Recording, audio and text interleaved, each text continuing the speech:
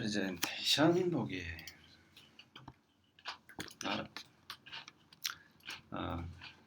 리액트 JS 초보인데 비교를 한다고 네. 약간 좀 목차는 이렇습니다. 네, 개발 접근법 네. 사실은 앵귤러 JS 익숙한데 리액트 JS 어떻게 인지하고 어떻게 접근해야지? 이게 또 완전히 새로운 거면은 다른 접근법을 좀 써야 될 것 같거든요. 앵귤러식으로 이해했다가는 리액트 JS를 이거 별거 아니네 뷰잖아 이렇게 인식하고 들어갈 것 같아요. 그쵸. 사실 이걸 분리하고 각각의 특성에 맞게 개발을 하려는 자세가 돼 있어야 된다. 그런 개발 접근법에 대한 부분을 한번 얘기해 보고 싶고요. 그리고 각각의 특징 중에 앵귤러 JS가 좀 인기 있는 게 뭐 스코프가 있는데 그럼 스코프에 대응해서 리액트의 프롭, 스탯, 뭐 레프 이런 거 뭐야?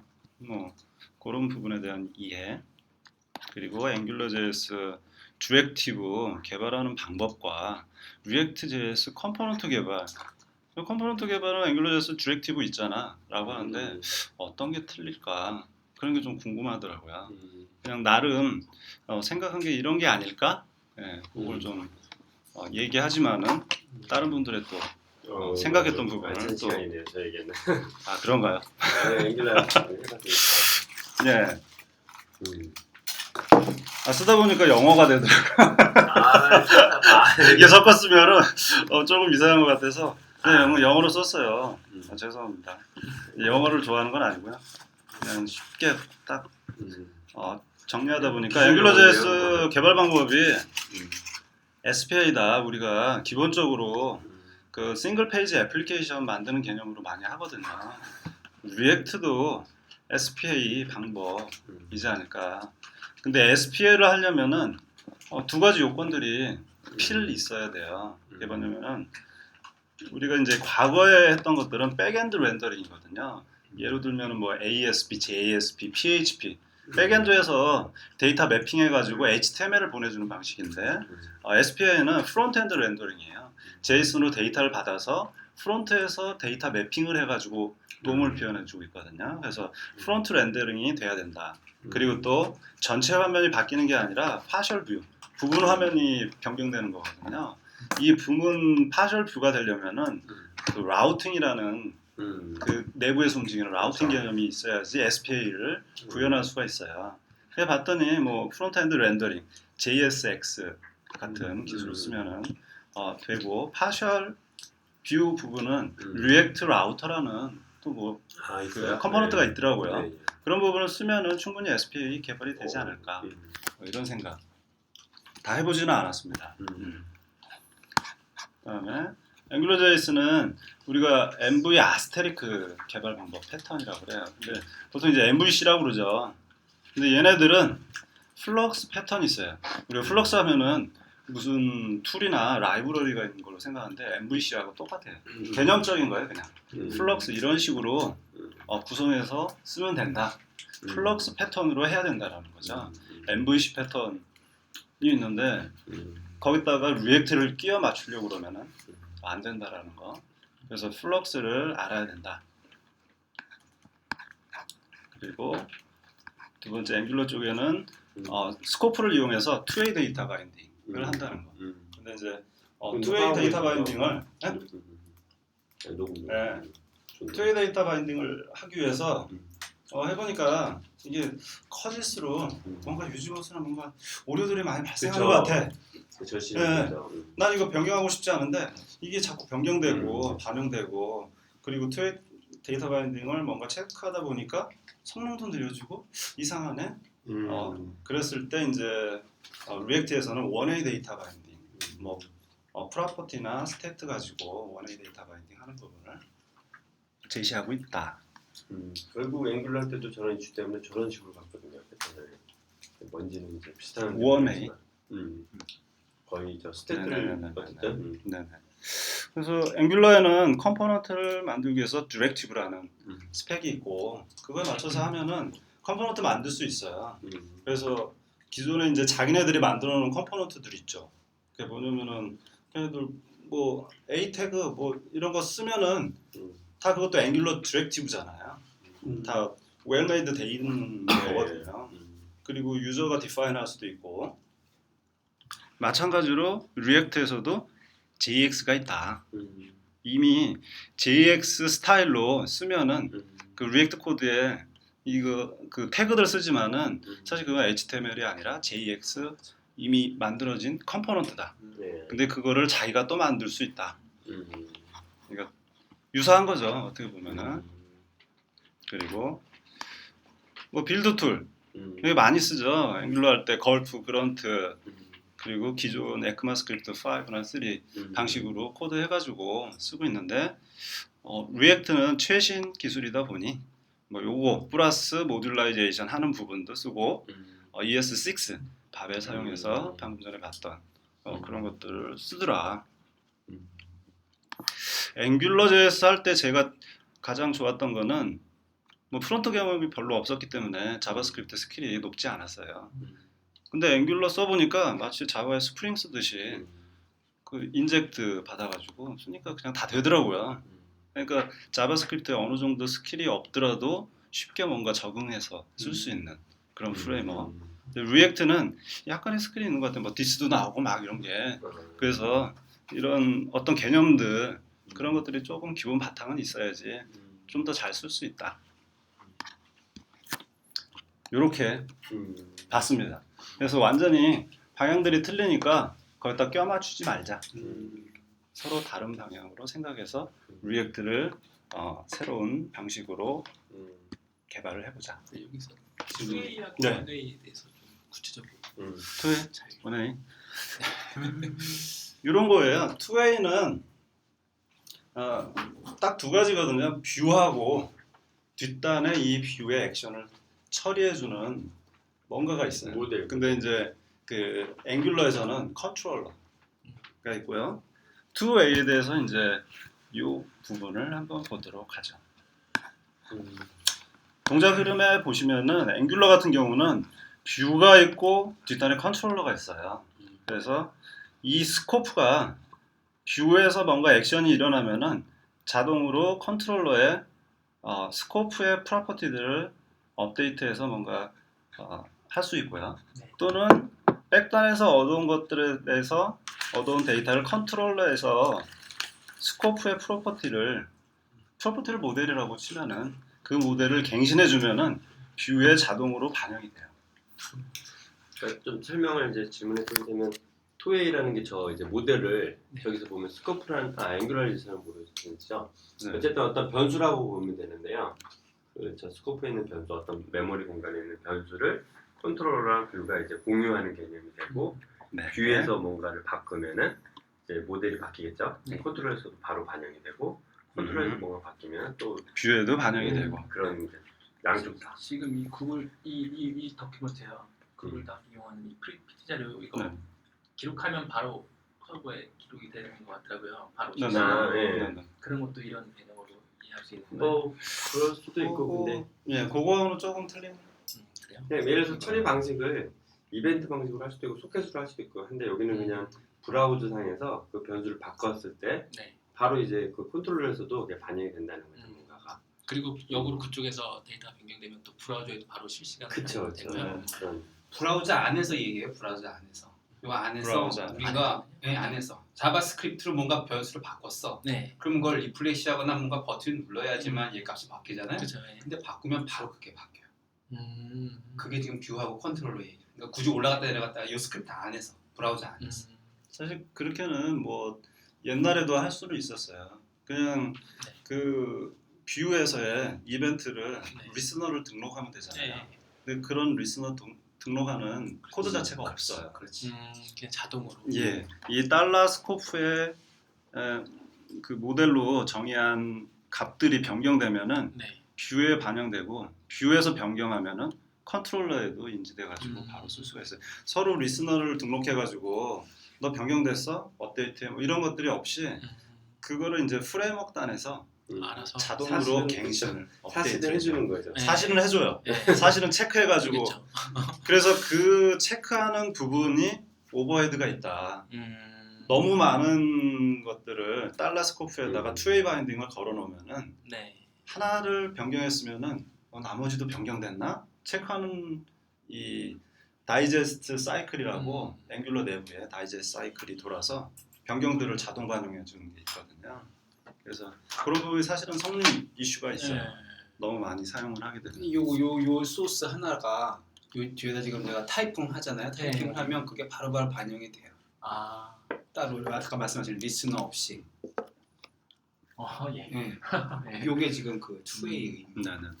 그러면 원웨이는 그걸 안 하는 거. 안 하는 네. 거네요. 그 처리만 이제 뺀 거죠. 사실은 너무 과했다 이거지. 이게 편하긴 편했는데 복잡해지면 네. 아주 그러니까 의도하지 않는 게 바뀌어버리고 하니까.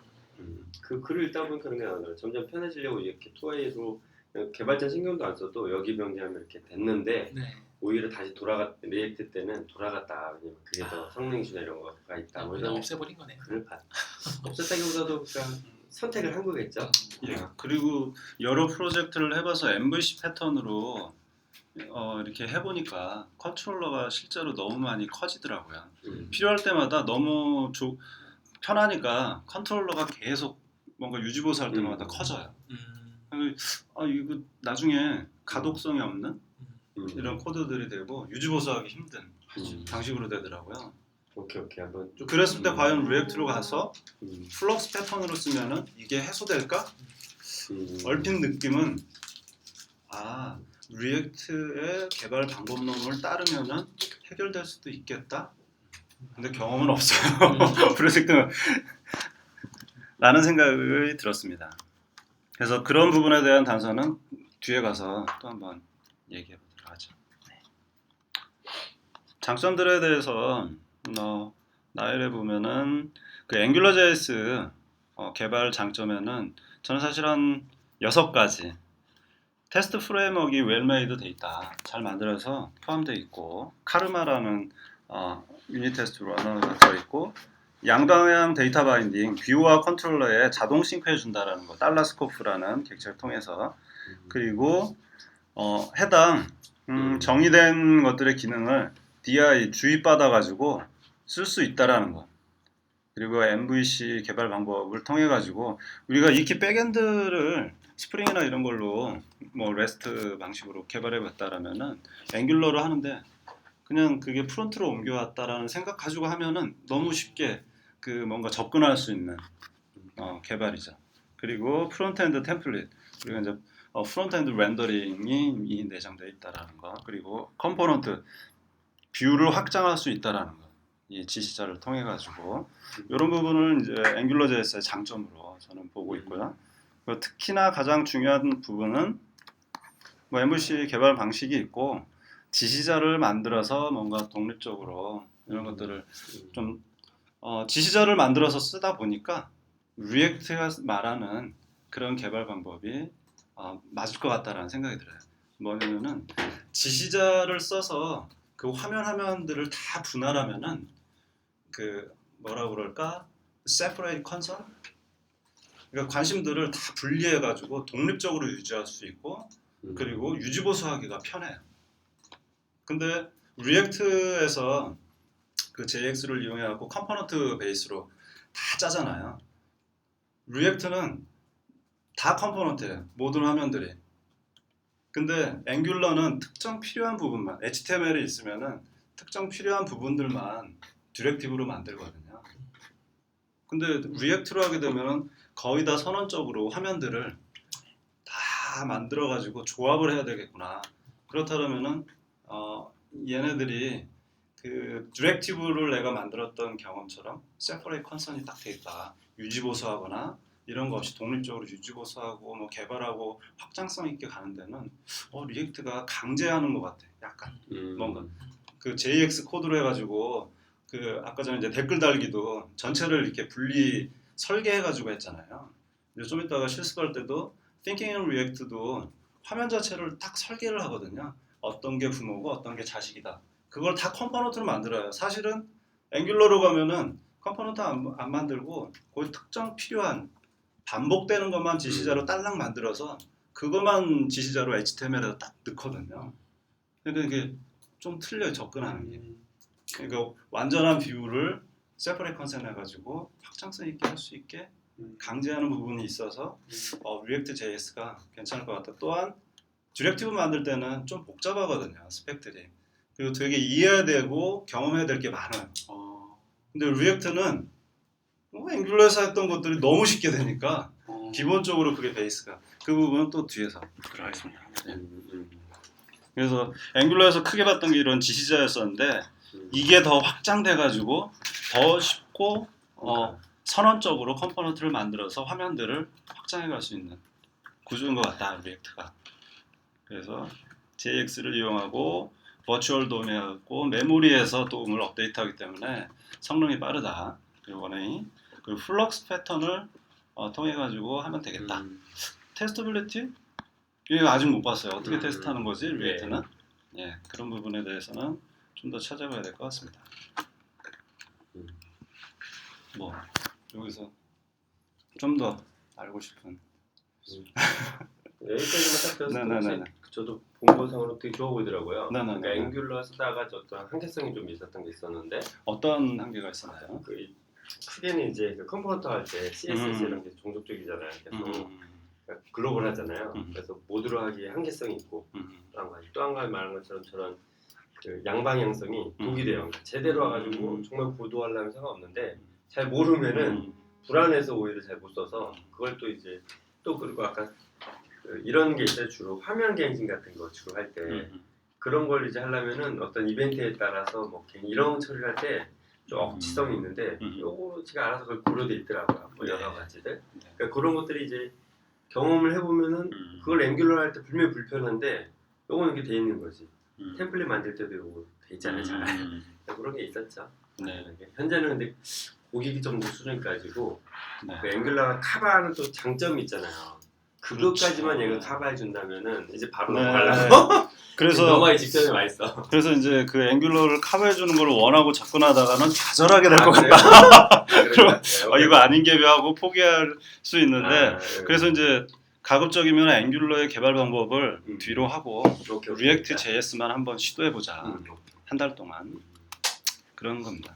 그래서 예. 방금 얘기했던 구조인데요. 앵귤러는 MVC이기 때문에 다양한 기능들이 있어요. 모듈 단위로 앵귤러 컴포넌트를 구성할 수가 있거든요. 앵귤러 자체도. 그래서 모듈 안에 컨피규레이션하고 라우팅하고 이런 것들을 최초 초기화 한 번 할 수 있고 다음에 뷰와 컨트롤러 간에 달러 스코프라는 객체를 통해서 투웨이 바인딩을 할 수 있다는 거. 그리고 뷰를 디렉티브를 통해 가지고 뭔가 이게 관심의 분리로 컴포넌트화해서 화면을 확장해 갈 수 있다라는 것들이 있고요. 컨트롤러 뒤에 이제 우리가 REST API를 쓴다거나 했을 때 뭐 팩토리나 서비스 통해 가지고 백엔드 콜 해 가지고 쓸 수 있는 전체 흐름이 약간 이렇게 보여요. 그래서 딱 뭐를 해야 되겠다 이런 게 이제 딱 나오는데 앵귤러는 그럼 또 이제 프로젝트를 하다 보니까 그런 게 딱 정형화돼서 한 번만 경험하면 쉽게 그렇죠. 적용할 수 있는 프레임워크가 된 것 같아요. 근데 사실은 이 러닝 커브가 굉장히 오르락내리락 하는 이유 자체 하나는 바로 이 디렉티브 그리고 스코프 양방향 데이터 이 바인딩을 어떻게 잘 쓸 것인가 이런 게 이제 구조적인 설계를 미리 하고서 가야지 안 하고 가면은 이제 나중에 가서 다시 뒤집는 사태들이 발생합니다. 멘붕이 한번. 네, 멘붕이 한번 와서 다시 또 다른 거 없나 기웃거리게 되자. 자, 근데 React JS는 말씀드렸듯이 전체가 뷰의 확장이 아니라 뷰 자체를 선언적인 컴포넌트로 다 만들어서 그냥 조합하는 형식인 것 같다라는 거. 그러니까 각각의 컴포넌트를 컴포지션해서 그냥 화면을 만드는 거죠. 그리고 로직이 뷰 안에 뭐 들어있는 건지 하여튼 이 부분이 물음표한 게 다음 주에 하는 플럭스 패턴을 좀 더 스터디하고 공부해 봐야지 그럼 전체 흐름을 알 수 있을 것 같아요. 그러니까 느낀 점은 바로 이 선언적으로 컴포넌트들을 다 만들어서 조합해서 쓰는 방식으로 가야 되는 거 아닌가라는 생각을 하게 됐어요. 앵귤러 스타일로 HTML이 기본적으로 있고 거기에 필요한 것들을 디렉티브 만들어서 막 이렇게 넣는 것들이 아니라 코드 자체에 JX를 써서 다 컴포넌트를 만들어서 조합하는 개발 접근법이 약간 틀리게 보고서 들어가야 될 것 같다. 다음에 그렇다면 이제 투웨이 데이터 바인딩에서 달러 스코프와 리액트의 프롭 스테이트 웨프가 있는데 얘네들은 뭐지? 이런 거에 앵귤러에도 스코프는 부모가 있어요. 사실은 그 부모가 루트 스코프고 루트 스코프에서 계속 새로 생성돼 가지고 상속을 쭉 받아서 밑에 있는 자식들이 부모를 이렇게 레퍼런스 하거든요. 바라봐요 서로. 그래서 스코프 달러 2에서 스코프 1에 .a라는 펑션이 있으면은 근데 요 달러 2 스코프에는 a 펑션이 없어요. 근데 달러 2.a라고 호출하면은 부모를 참조해서 호출을 해주거든요. 자바를 익숙하게 하셨던 분들은 자바의 클래스 로더를 생각하시면 돼요. 클래스 로더의 개념은 동료들끼리는 참조할 수 없고 그리고 부모는 차일드를 참조할 수 없고 오로지 차일드가 부모를 참조할 수 있거든요. 클래스를 로딩하게 되면은 그 클래스를 뉴하거나 할 때 그런 개념이 이 스코프에도 유사하게 적용이 돼 있어요. 그리고 스코프들이 다 연결돼 있다. 그래서 서로 필요한 것들을 가져다가 쓰거나 뭐 참조할 수 있다라는 것. 근데 사실 보면은 이 스코프들은 언제 그러면은 생성되는 거야? 그래서 이제 화면을 상상해 보면은 아까 전에 커멘트처럼 커멘트 큰 박스가 있고 거기 안에 커멘트 리스트가 있어요. 그런 다음에 리스트 안에 커멘트가 있죠. 그러면 커멘트 박스가 페어런트고 그 밑에 있는 게 차일드예요. 그거를 앵귤러 개념으로 보면은 커멘트 박스가 루트 스코프 그리고 커멘트 리스트가 그 바로 밑에 자식 스코프 그 다음에 커멘트가 자식의 자식 스코프 이렇게 되는 거거든요. 그럼 걔네들끼리 참조한다라는 거야. 그럼 리액트는 어떻게 해? 이렇게 하는 거죠. 프롭스 가지고 참조하는데 얘네는 불변이에요.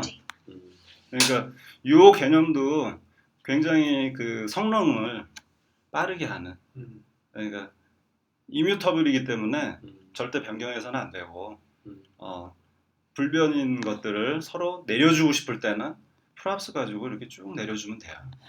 우리가 요게 이제 앵귤러로 보면은 요게 이제 커멘트 박스, 커멘트 리스트 그리고 이게 커멘트라고 보면은 각각에 대해서 참조하고 싶으면은 이제 스코프를 접근해 가지고 참조하는 거거든요. 위에 얘는 프랍스를 통해서 얘도 마찬가지로 뭐 프로퍼티 변수 아니면 펑션 이런 것들을 다 밑으로 내려 보내줄 수 있어요. 그 변경은 어떻게 해? 변경은 스테이트 가지고 해라. 변경 가능한 것들은 스테이트 가지고 변경하고. 그러니까 마치 앵귤러의 스코프나 리액트의 프랍스 스테이트하고 유사하다. 근데 성격들이 딱 정해져 있다라는 거죠. 리액트에서는.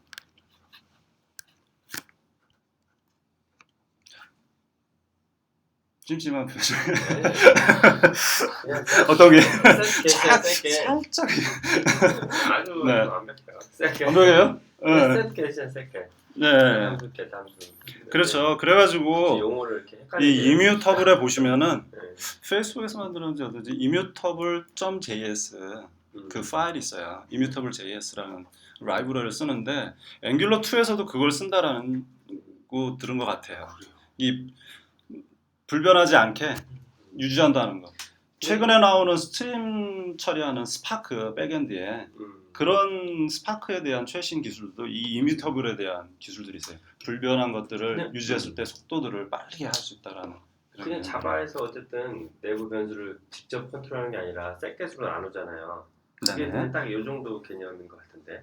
네, 뭐 굳이 뭐 이렇게. 그래 뭐 스코프도 똑같고 사실은 그냥 일반 노멀 자바스크립트 객체죠. 근데 그치. 거기 이제 다양하게 뭔가 투웨이 바인딩 해주는 거 뭐 이렇게 그쵸, 하는 그쵸. 것들이 있는 거고 프랍스는 하여튼 페어런트에서 나는 차일드를 주고 싶어 뭔가 그럴 때는 프랍스를 이용하고 나는 뮤터블하다는 거는 변경되는 거 화면에 데이터가 변경된다라는 거거든요. 오케이. 도움을 변경시켜주고 싶을 때는 네. 스테이트 써라. 그래서 그 컴포넌트의 상속 구조를 네. 쫙 만들었을 때 네스트하게 네. 그럴 때 달러 스코프와 프랍스 스테이트의 이런 차이들이 있다. 그 앵귤러 보면은 앵귤러 개발 방식에 앵귤러 웨이라는 게 있어요. 가급적이면 앵귤러 코드에다가 그 jQuery 코드들을 넣지 말아라 이런 것들이 있는데 사실 jQuery 코드 쓰거든요. 앵귤러 안에서도 뭔가 노드 접근 돔 노드를 접근할 때 그럴 때 그러면은 리액트는 어느 걸로 접근해? 그때는 이제 ref라는 애트리뷰트를 써서 JX에 이제 ref가 있는데 그거 써서 돔 노드 접근해. 그럼 jQuery 노드 접근해서 뭐 제어하는 것들을 다 할 수 있어. 그래서 REF는 이제 리액트에서 별도로 제공하는 애트리뷰트. 그래서 프랍스 스테이트 ref를 알면은 이제 컴포넌트들을 쭉 만들 수 있는 거죠. 그래서 앵귤러의 스코프의 이런 상속 관계와 유사하다. 뭔가. 근데 이제 역할들은 다 잘 분리되어 있는 것 같다. 자, 이 부분을 보셨고요. 앵귤러에서 이제 디렉티브 만드는 방법과 리액트 JS에서 컴포넌트 만드는 방법 이 부분을 그냥 한번 상정해 본 거예요. 기존에 앵귤러 디렉티브 만드는 방법들은 아까 전에 이제 커멘트 박스 있고 커멘트 박스 안에 커멘트 리스트 있고 리스트 안에 커멘트가 있을 때 각각의 스코프들은 다 상속된다고 했지만은 사실은 이 스코프들을 서로 연결시킬 수도 있고 격리시킬 수도 있어요. 나 페어런트 참조 안 해. 얘를 진짜 독립적으로 만들고 싶으면은 다른 거하고 전혀 그 타이트하게 커플링되어 있지 않게 만들고 싶어요. 그럴 때 이제 쓰는 옵션들이 있거든요.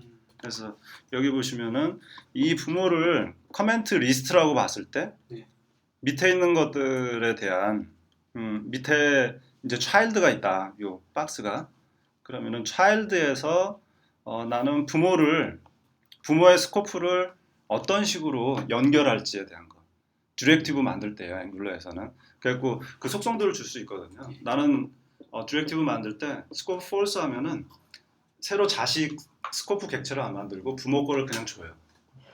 그런 경우가 있고 뭐 스코프 true 하면은 이제 디렉티브 만들 때 선언하는 거예요. 이게 선언하는 옵션 중에 하나인데 나 스코프 새로 만들어줘. 그러면은 새로 만들어서 이 child가 부모를 이렇게 레퍼런스하게 해주고 여기다 이제 브레이스 하면은 격리시키는 거예요.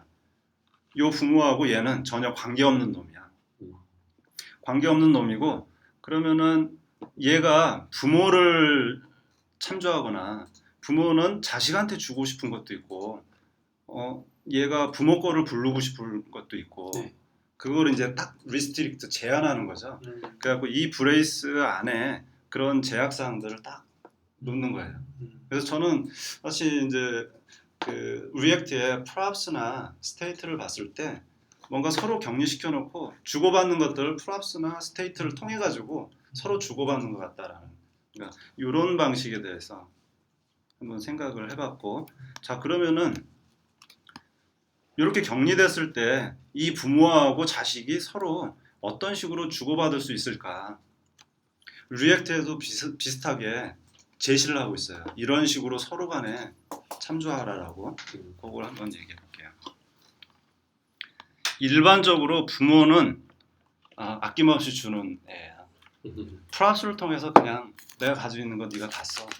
프랍스 통해서 주는 애.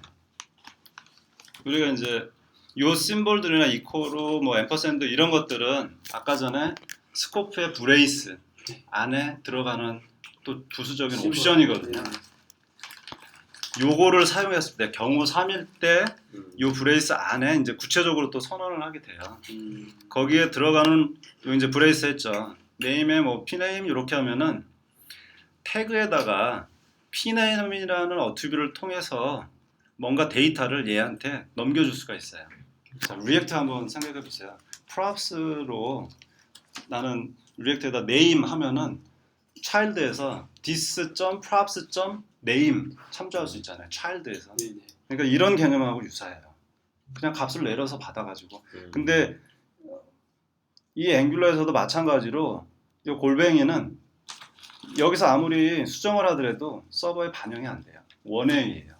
사실은 원웨이로 줄 수 있는 방법들이 있는 거죠. 원웨이로 이거만 써. 그러면은 차일드에서 아무리 변경하고 셋하고 get하고 뭐 해도 페어런트하고 별개 이게 주는 거예요. 근데 이 콜을 하면은 얘하고 투웨이예요. pname으로 그러니까 이 디렉티브가 comment list 하고 pname 하고 뭔가 데이터를 줬어요. 그럼 child에서는 pname 해가지고 접근할 수 있거든요. pname에다가 뭔가 데이터를 셋하고 그러면은 parent도 바뀌어요. 자, 그 경우는 우리가 리액트에서는 state를 쓰면 된다는 거죠.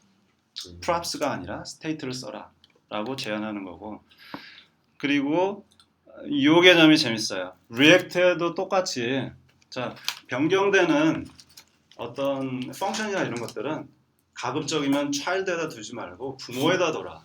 리액트 문서에 그렇게 나오더라고요. 그리고 어저께 제가 링크 드렸던 그 문서에도 그게 나와요. 가급적이면 부모가 전체를 컨트롤할 수 있게 그 변경에 대한 펑션들은 부모에다 두고 부모가 뭐 그 props나 state를 통해 가지고 child한테 줘라. 자, 디렉티브에서도 요 앰퍼샌드를 쓰면은 peer resolve라고 해서 이 부모의 펑션을 밑에다가 내려보낼 수가 있어요. 그럼 그 펑션을 밑에서 호출할 수가 있거든요. 그 펑션에다 자기가 이제 제어하고 싶은 데이터를 파라미터로 넘기겠죠. 그럼 사실은 child에는 그 펑션이 있는 게 아니라 부모의 거를 이제 호출해서 제어되는 거예요. 리액트도 마찬가지로 그런 펑션을 부모에다 두고 내려줘서 child에서는 그 펑션을 호출해서 쓰도록 하는 게 권장사항이다 네. 라고 리액트에도 말하고 있고, 앵귤러 디렉티브에서도 그런 방식으로도 뭐 쓰고 있다라는 거. 그래서 좀 더 어떻게 앵귤러 JS를 보면은 이미 옵션들은 쭉 가지고 있는데 이게 더 좋을 수도 있어요. 두 개의 데이터인데 양쪽에 쭉. 근데 리액트 하려면은 props로 받고 스테이트로 업데이트하고 뭐 이런 식으로 작업을 또 해야 되는 거죠. 어떻게 보면은 일단 그거잖아요. 어쨌든 디렉티브 간에 컴포넌트 간에. 컴포넌트 간의 이야기인 거고. 네. 그래서 양방향하고 뭐 일방향도 있는데 그냥 뷰하고 이제 모델 기준으로는 앵글라는 기본적으로 양방향인 거고. 네네네네. 그렇죠. 이제 그렇죠. 있잖아. 예. 정확하게 지적해 주셨습니다. 네. 네. 헷갈리지 마시고요. 예. 컴포넌트 간의 지금 관계에서 컴포넌트 간의 관계에서. 예, 어쨌든 네네. 맞습니다. 네. 그런 부분이 있다. 왜냐면 앵글 또 모르시는 분도 있어서 예. 너무 이제 고도로 들어가면 고도. 그래서 이런 부분에 차이점들이 있다라는 거. 예. 리액트 컴포넌트 개발은 어떻게 하느냐? 사실 이제 링크만 걸어놨고요. 아까 전에 얘기했듯이 리액트 개발 방법에서 이번 주에 느꼈던 거는 개발하려면은 선언적으로 컴포넌트들을 다 만들어서 조합하는 식으로 해야 되겠구나라는 거를 이제 깨닫고 그걸 한번 해보면 좋겠다. 나머지들은 그냥 이렇게 링크 걸어놓은 겁니다. 참고고 아직까지는 그럼 컴포넌트 간에 네네. 데이터 이렇게 뭐 주고받는 거라든가 그게 이제 props하고 state 얘기했던 그거죠. 차일드 간에 아니 뭐냐 형제 간에도 네네네. 다 그걸로 이루어지는 거죠. 그래서 위에 뭔가 루트 부분가 있나 보네요. 그 부분을 우리 Thinking in React를 한번 이제 같이 실습을 해보면 그게 아직 실습 남아 이제 확실하게 이해를 하지 않을까. 사실 이제 앵귤러JS하고 비교했던 자료는 앵귤러JS를 좀 써봤어야지 이제 그쵸. 그거나라는 거를 이해할 수 있어서 저 왠지 뭔가 조금 계신 분이 멘붕과 지루함을 느낄 수도 있을 것 같습니다. 저게 사실 되게 쉽지 않은 또 개념이잖아요. 네. 그래서 확 와닿았어요. 그래요? 진짜요? 네. 고수시군요. 그래서 요거 하나로 요약해서 방향을 틀리게 보자. 좋네요. 예. 비교하지 말아라 둘. 완전 오케이. 틀린 방향이다. 다음 수업은 실습 바로 하시는 거죠? 네, 그러면은 여기까지 하고요. 네. 이거는 좀 위에 봤던 메뉴에 일단 끄고 상단에 요거 그거 누르시면